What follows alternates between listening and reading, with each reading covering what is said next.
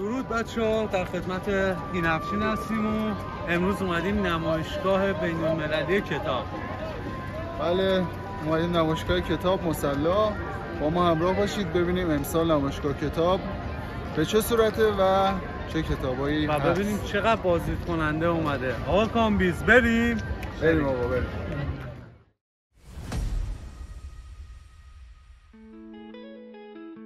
در ابتدا شما قسمت خورد و خوراک و نوشیدنی ها رو دارید که میتونید اول به بنزینی بزنید و بعد برید بگردید.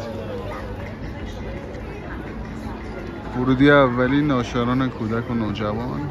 تا از اینجا شروع کنیم تا این بالا که دانشگاهی و این است. اینجا کتاب های کودک و نوجوانه.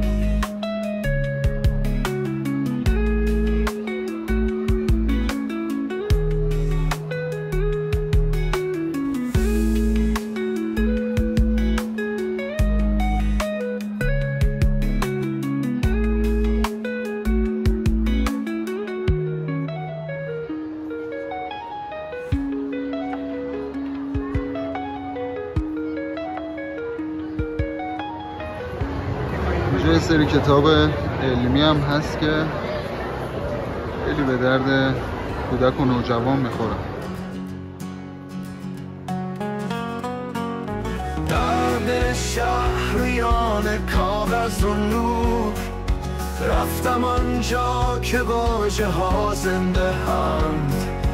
رد شدم از خیال های دور، بوی دانایی تو هوا پخش بود.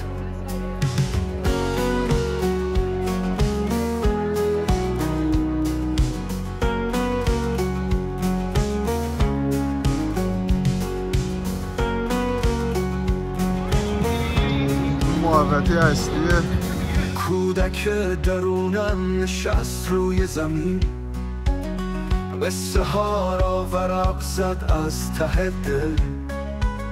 آسمان توی یک کتاب نازک ریخته بود ستاره ها را روی گل.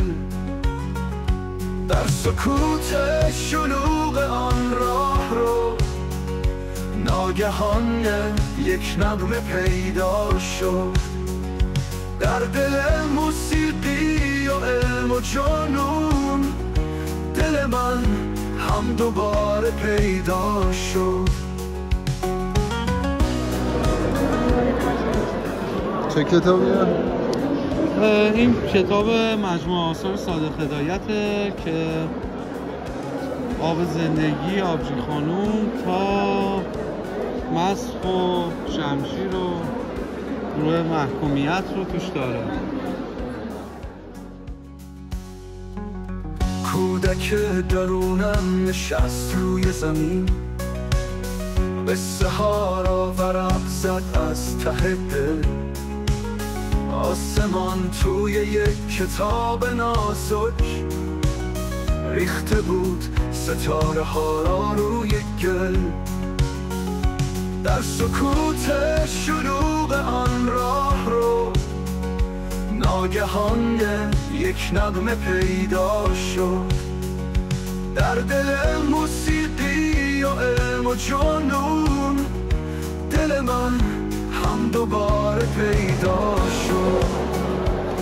خب بچه شما با این دستگاه ها میتونید اسم کتاب یا ناشر رو سرچ بکنید و ببینید که کجا غرفه دارن. برای مثال ما اینجا ناشران رو میزنیم، مثلا یه جا رو میزنه سالن شبستان، راهرو 21 غرفه 31 برای مثال. و اینجا حالا یه چیزی می نویسیم دیگه، مثلا هجوم.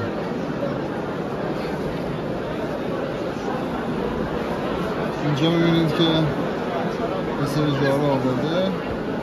برای مثال میزنیم و اطلاعات رو داره.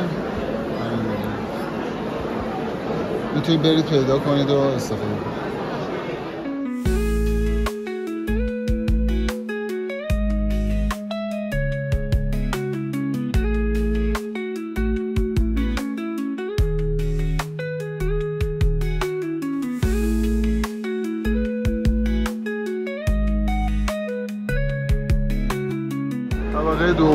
قسمت بین الملل هستش. کتابای بین المللی میتونید اینجا تهیه کنید. غرفه بسیار جالب با طراحی باحال. آقا اینجا چه غرفه ایه؟ سفارت ترکیه. غرفه عمان، ترکیه، یمن. این هم غرفه تاجیکستان هست. لباسای محلی و پرچم تاجیکستان.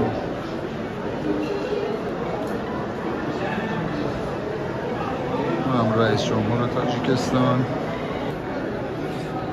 غرفه روسیه هستش.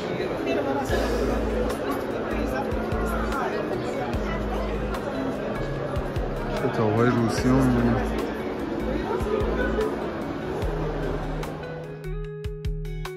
خب بچه‌ها همونطور که دیدین نمایشگاه کتاب امسال هم بسیار خوب برگزار شد.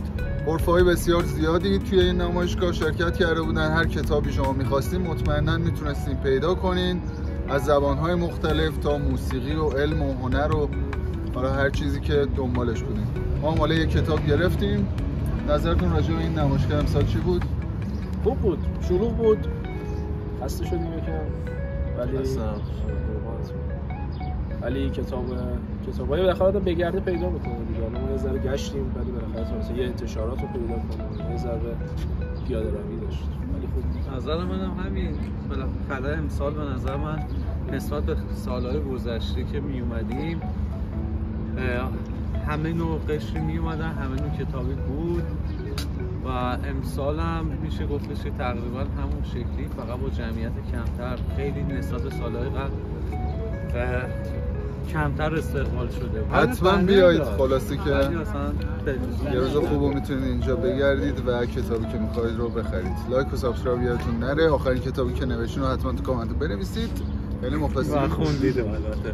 چی گفتم؟ نوشتید و بخونید. اگه نوشتید که نوشتید که بیاید بفروشید. آره بیاید اینجا بفروشید. 5 سری قشر خاص میخرید. راست می. خدا